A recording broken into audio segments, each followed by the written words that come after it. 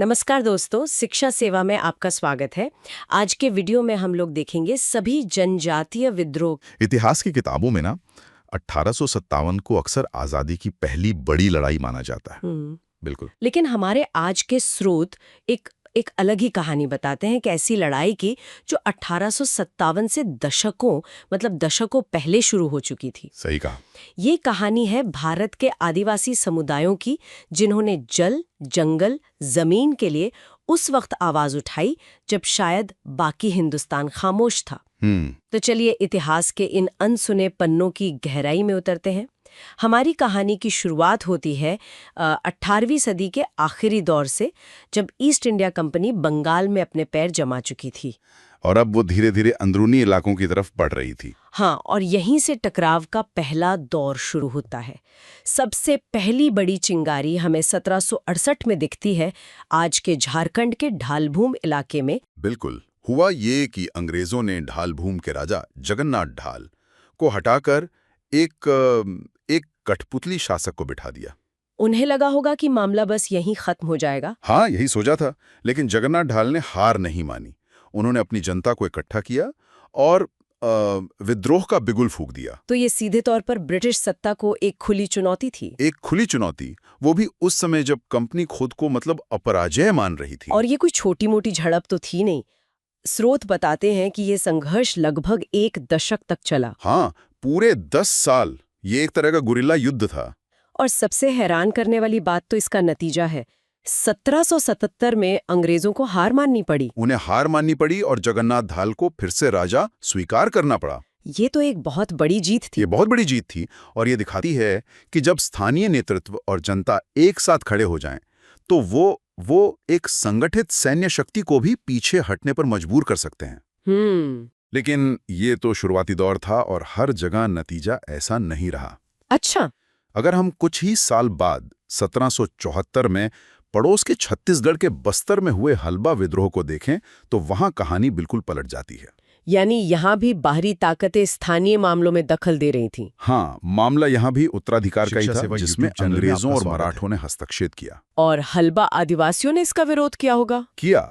लेकिन विद्रोह को बहुत बेरहमी से कुचल दिया गया और इसका नतीजा ये हुआ कि बस्तर में चालुक्य वंश का अंत हो गया और ब्रिटिश मराठा प्रभाव वो स्थापित हो गया। तो मतलब एक ही जैसे कारण होते हुए भी एक जगह प्रतिरोध सफल होता है और दूसरी जगह एक पूरी सल्तनत का अंत हो जाता है। बिल्कुल। तो इन शुरुआती राजनीतिक टकरावों के बाद ऐसा लगता है कि संघर्ष का स्वरूप बदलने लगा। कैसे? अब लड़ाई सिर्फ राजाओं को हटाने या बिठाने की नहीं रही, बल्कि अंग्रेजों की जो नए नियम कानून थे, हाँ, जो वो लागू कर रहे थे, उनके खिलाफ होने लगी। वो सिर्फ इलाके नहीं जीत रहे थे, बल्कि जीने का तरीका भी बदल रहे थे। आपने बिल्कुल सही नब्ज पकड़ी है। और इसका सबसे अच्छा उदाहरण है 1784 का महादेव कोली विद्रोह। महाराष्ट्र के पश्चिमी घाट में हुआ था ये। हाँ, कोली समुदाय अपनी स्वतंत्रता और अपने पहाड़ी किलों पर अपने अधिकार के लिए जाना जाता था।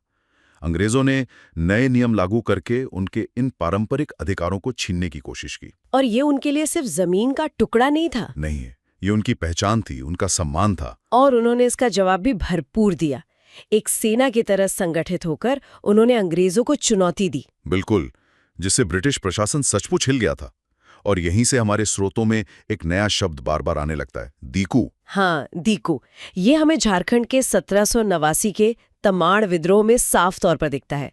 इसका क्या मतलब है? दीकू एक बहुत शक्तिशाली शब्द है, जिसका मतलब है बाहरी व्यक्ति। सिर्फ अंग्रेज नहीं, ये सिर्फ अंग्रेजों के लिए नहीं था। ये उन सभी बाहरी लोगों के लिए था जो आदिवासी इलाकों में आकर उनकी व्यवस्था भंग कर रहे थे, जैसे साहूकार, नए जमींदार, ठेकेदार। और अंग्रेजों को इन दीकुओं का संरक्षक माना जाता था। हाँ, इसलिए उरांव और मुंडा जनजातियों का तमाड़ विद्रोह सिर्फ ब्रिटिश नीतियों के खिलाफ नहीं, बल्कि इस पूरे बाहरी शोषणकारी तंत्र के खिलाफ था। तो अब लड़ाई का दायरा बड़ा हो गया था।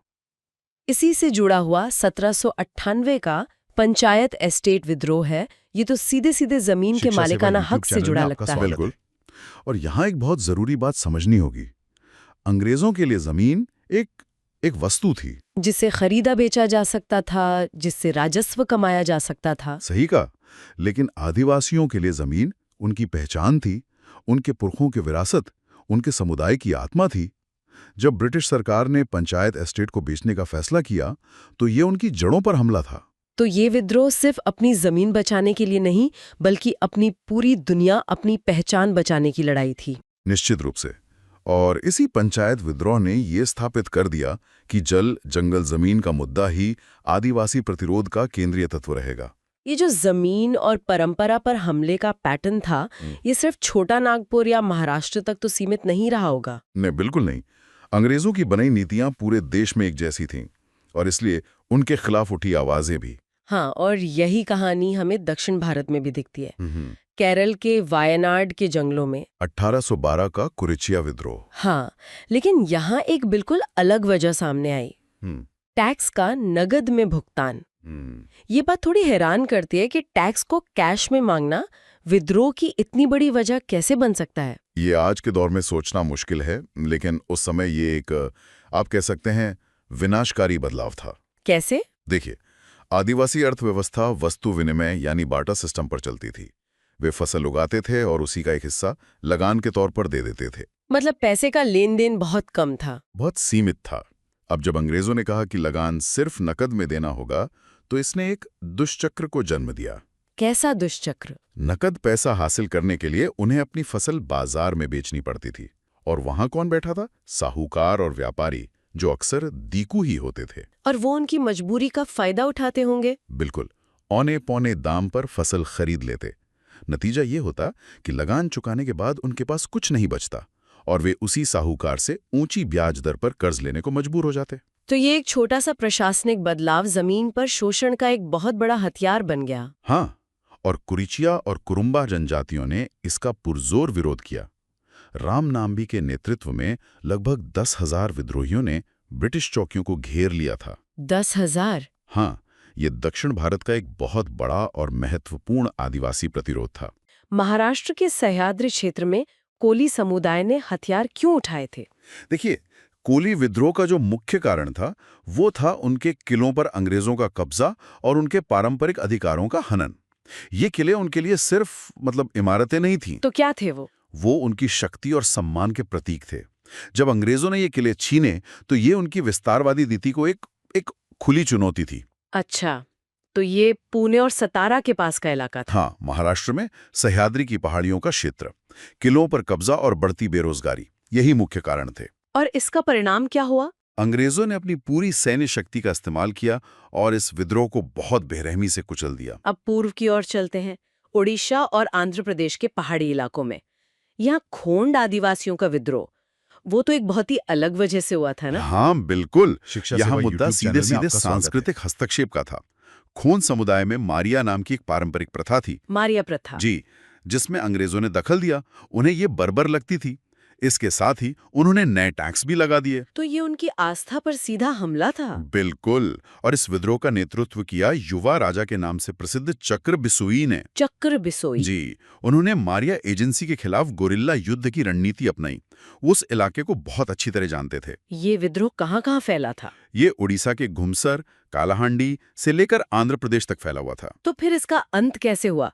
ये तो काफी लंबा चला। हाँ, लगभग 1837 से 1856 तक। इसका अंत भी थोड़ा रहस्यमयी है। 1856 में चक्र बिसोई अचानक लापता हो गए। लापता हो गए? हाँ, और उनके जाने के बाद ये विद्रोह धीरे-धीरे कमजोर पड़ गया। नेतृत्व के बिना ये टिक नहीं पाया। और अब बात करते हैं उस विद्रोह की जिसे औपनिवेशिक भारत का शायद सबसे भीषण आदिवासी विद्रोह माना जाता है, संथाल हूल। हाँ, संथाल हूल। ये राजमहल की पहाड़ियों, जिसे दामिने कोह भी कहते हैं, उस इलाके में हुआ था। संथाल लोग जमींदारों, महाजनों और पुलिस के अत्याचारों से पूरी तरह तंग आ चुके थे। ये वही दिक्कू थे जिनका जिक्र आपने शुरू में किया था। बिल्कुल। उन्होंने इन सभी बाहरी शोषकों को दिक्कू कहा और प्रण लिया कि वे अपनी धरती से इस विदेशी शासन को उखाड़ फेंकेंगे। इस विद्रोह का नेतृत्व तो सिद्धू और कान्हू मुर्मू ने किया था। और ये सिर्फ एक लड़ाई नहीं थी, ये तो अपनी सरकार बनाने की घोषणा थी। आपने बिल्कुल सही पकड़ा। 30 जून 1855 को भोगनाडीह गांव में हजारों संथाल इकट्ठा हुए। हजारों की संख्या में? हाँ, 10,000 से भी ज्यादा। वहीं पर सिद्धू और कान्हू ने खुद को स्वतंत्र घोषित कर दिया। उन्होंने कहा कि अब कंपनी राज खत्म। ये तो बहुत बड़ी बात थी। और विद्रोह का संदेश कैसे फैलाया गया? उन्होंने साल के पेड़ की टहनी को प्रतीक के तौर पर इस्तेमाल किया, उसे गांव-गांव भेजा गया। और इसमें महिलाओं की भी भूमिका थी, है ना? हाँ, उनकी बहनें फूलों और झानों ने भी इस युद्ध में अद्भुत साहस दिखाया था। ये पूरे समुदाय का संघर्ष था। उनका नारा क्या था? नारा बहुत सीधा और साफ था, दिकुओं को बाहर खदेड़ो, अपना शासन, अपनी सरकार। स्वतंत्रता की इस घोषणा पर अंग्रेजों की प्रतिक्रिया क्या थी? वो चुप तो नहीं बैठे होंगे। प्रतिक्रिया बहुत ही क्रूर थी। अंग्रेजों ने विद्रोह को कुचलने के लिए मार्शल लॉ लगा दिया। Martial law? हाँ, सेना को पूरी छूट दे दी गई, संथालों के गांवों को जला दिया गया। एक तरफा मुकाबला था। मतलब एक तरफ तीर कमान और दूसरी तरफ बंदूकें? जी, इस संघर्ष में लगभग 15,000 से 20,000 संथाल शहीद हुए। ये कोई छोटा आंकड़ा नहीं है। इतना बड़ा बलिदान। हाँ, लेकिन इस महान बलिदान का एक दूरगामी परिणाम भी हुआ। वो क्या? हालांकि विद्रोह को दबा दिया गया, इसने ब्रिटिश सरकार को अपनी नीतियों पर दोबारा सोचने के लिए मजबूर कर दिया। अच्छा। जी, और इसी के परिणाम स्वरूप 1876 में संथाल परगना टेनेंसी एक्ट बना। और संथाल परगना जिले का निर्माण भी हुआ। हाँ, जिससे संथालों को उनकी जमीन पर कुछ कानूनी अधिकार मिले।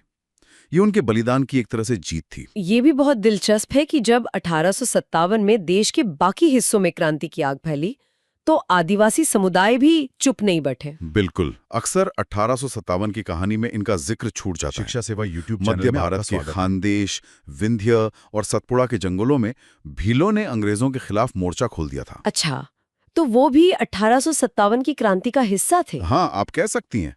भागोजी नायक और कजर सिंह जैसे नेताओं ने 1857 के क्रांतिकारियों के साथ मिलकर ब्रिटिश सेना को चुनौती दी। मतलब एक तरह का समन्वय था। हाँ, एक तरह का समन्वय था।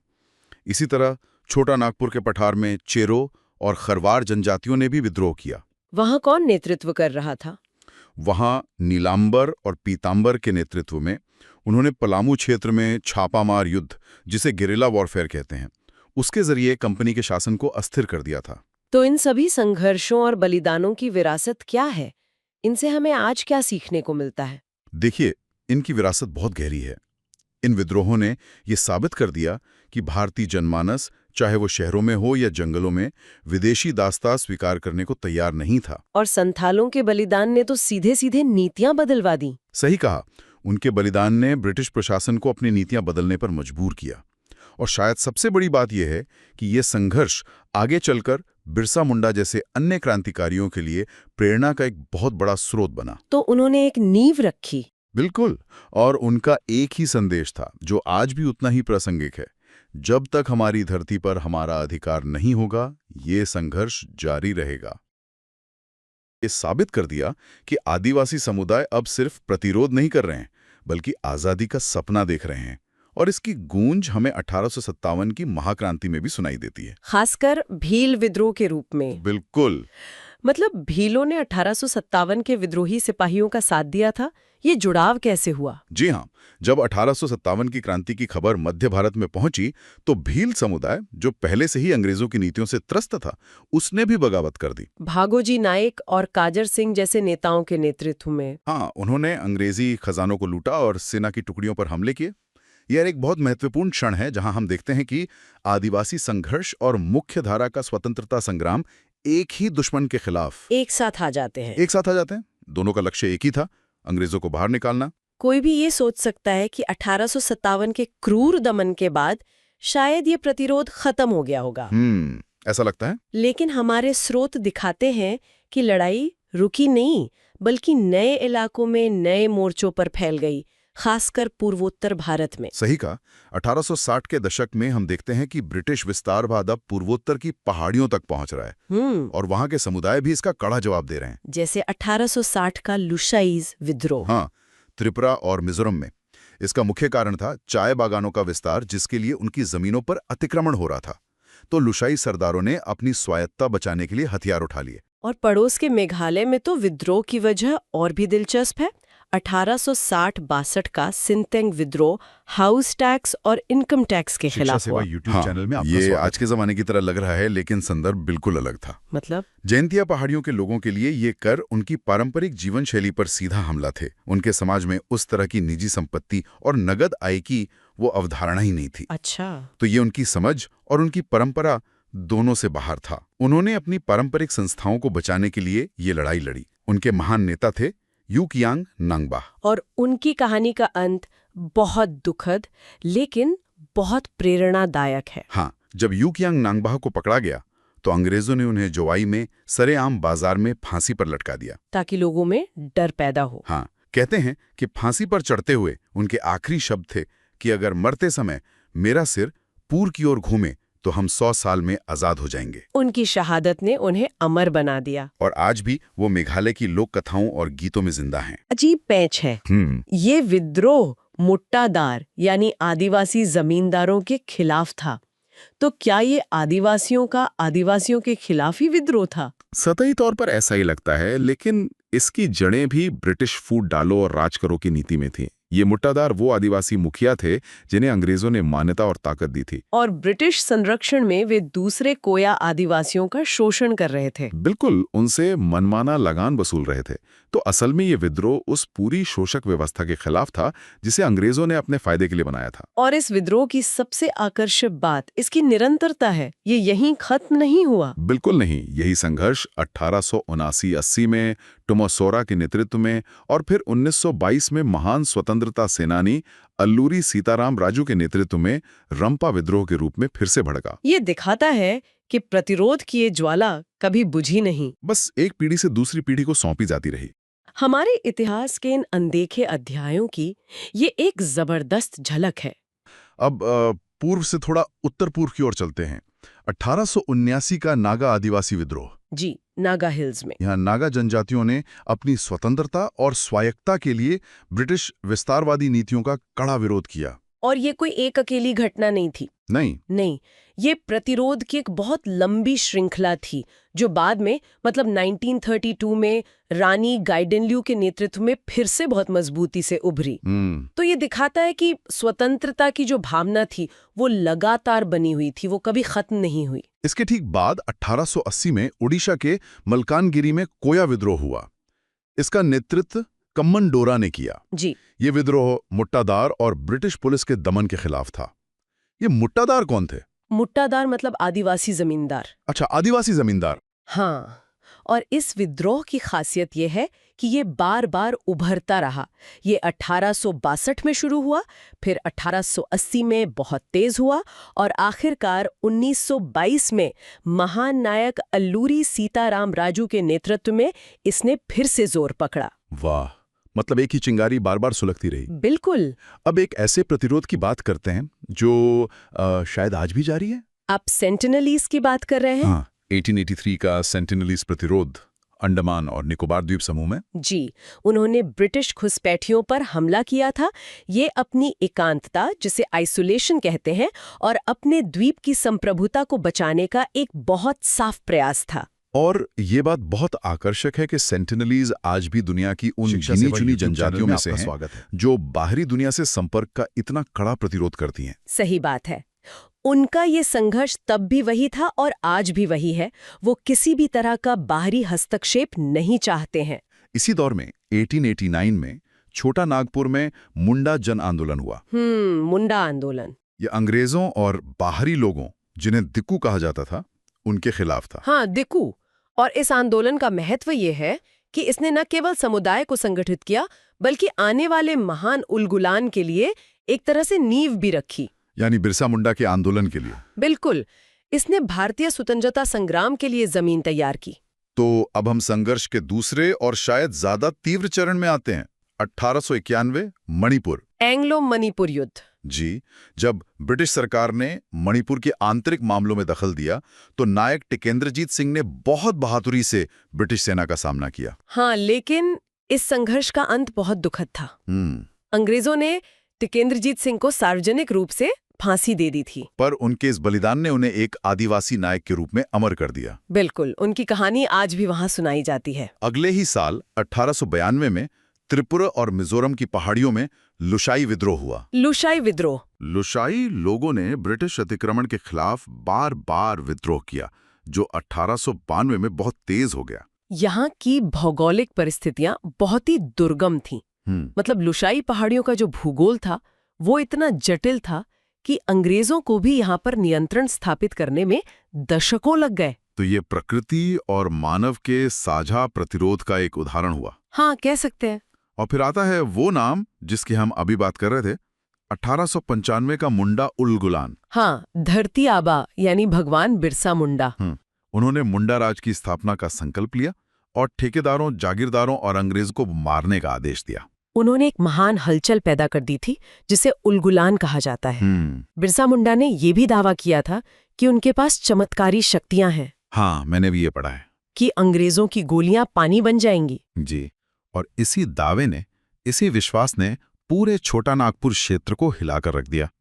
हजारों लोग उनके पीछे खड़े हो गए। अब चलते हैं 1910 छत्तीसगढ़ बस्तर विद्रोह, जिसे भूमकाल भी कहते हैं। भूमकाल? इसके नायक थे गुंडाधुर।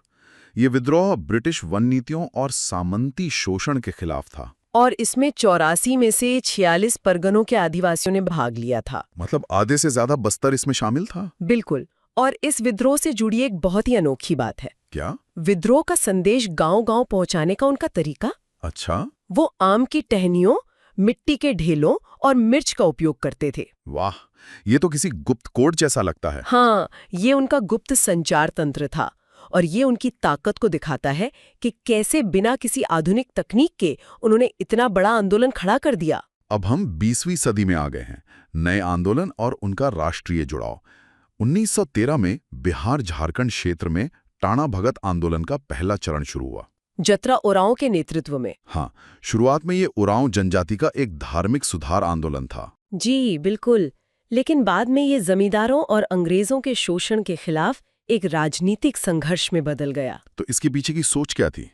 टाना भक्तों ने शराब और मांस का त्याग कर दिया और सादा जीवन जीने का संकल्प लिया। शिक्षा सेवा यही यूट्यूब उनके चैनल में विरोध आपका का स्वागत है। नैतिक आधार बना। इसने उनके आंदोलन को एक अलग ही पहचान दी। और इसी साल 1913 में राजस्थान में एक बहुत भयानक घटना हुई। मानगढ़ पहाड़ी पर। हाँ, मानगढ़ धाम नरसंहार। गोविंद गुरु ने संप सभा के माध्यम से भीलों को एकजुट किया था। अंग्रेजों को ये जमावड़ा अपने खिलाफ एक साजिश लगा।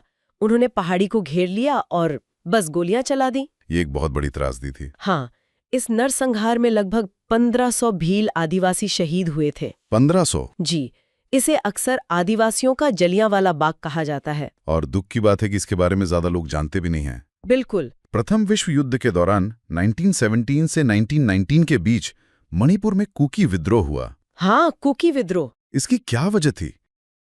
अंग्रेज कुकी युवाओं को जबरदस्ती लेबर कॉर्प्स में भर्ती करना चाहते थे, मतलब मजदूरी के लिए विदेश भेजना चाहते थे। अच्छा। कुकी सरदारों ने इसका विरोध किया और उन्होंने उपनिवेशवादियों के खिलाफ एक तरह से युद्ध की घोषणा कर दी। इस विद्रोह को ज़ौगाल भी कहा जाता है ना? जी हाँ, और ये पूर्वोत्तर भारत में ब्रिटिश शासन के खिलाफ सबसे बड़े सशस्त्र विद्रोहों में से एक माना जाता है। अब वापस टाना भगत आंदोलन पर आते हैं। 1920 में इसका दूसरा चरण शुरू हुआ। हाँ, और ये चरण बहुत महत्वपूर्ण था। क्यों? क्योंकि ये सीधे महात्मा गांधी के असहयोग आंदोलन के साथ जुड़ गया। अच्छा। टाना भक्तों ने अहिंसक सत्याग्रह को अपनाया और उन्होंने कर यानी टैक्स देने से साफ इनकार कर दिया। तो एक आदिवासी आंदोलन राष्ट्रीय मुख्यधारा का हिस्सा बन गया। बिल्कुल। अपनी वीरता और राष्ट्रवाद से टाना भक्तों ने राष्ट्रीय स्वतंत्रता संग्राम में एक बहुत विशेष स्थान बनाया।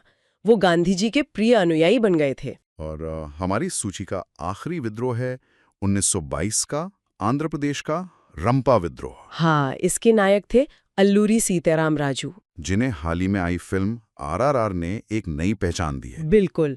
ये मद्रास वन अधिनियम के खिलाफ एक उग्र गुरिल्ला युद्ध था। इस अधिनियम ने आदिवासियों के जंगल के जो अधिकार थे उन्हें छीन लिया था। अल्लूरी सीताराम राजू के बारे में कहा जाता है कि वे बंगाली क्रांतिकारियों से प्रेरित थे। जी, और ये भी माना जाता था कि वे अजय हैं, उन्हें कोई हरा नहीं सकता।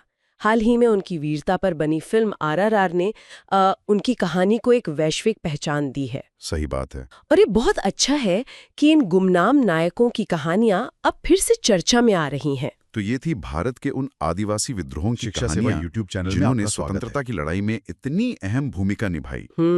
इन नायकों के संघर्ष और बलिदान को याद रखना बहुत जरूरी है ना? बहुत जरूरी है। ये कहानियां हमें याद दिलाती हैं कि आज़ादी की लड़ाई सिर्फ कुछ बड़े शहरों या कुछ जाने पहचाने नेताओं तक सीमित नहीं थी। सही। ये एक देशव्यापी लड़ाई थी जिसके अनगिनत गुमनाम नायक भारत के जंगलों और पहाड़ों में अपनी आहुति दे रहे थे। ठीक है दोस्तों, मिलते हैं आप किसी अगले वीडियो में। तब तक के लिए और इस वीडियो को देखने के लिए आपका बहुत बहुत धन्यवाद।